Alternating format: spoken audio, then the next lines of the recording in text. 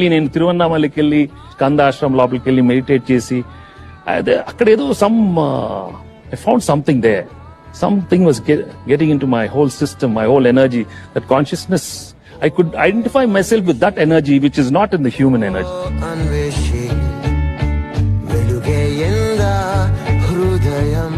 So that strength I got from there, that is indestructible, I can call.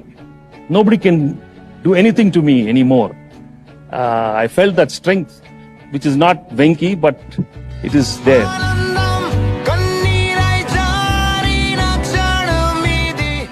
So I identify more with that energy and not this Venki they have. So it was a tremendous relief for me, and from that day I am with that energy. This is a part of it. మనం అక్కడి నుంచి వచ్చాం కదా, మనం ఈ human కి attach అవ్వకూడదు.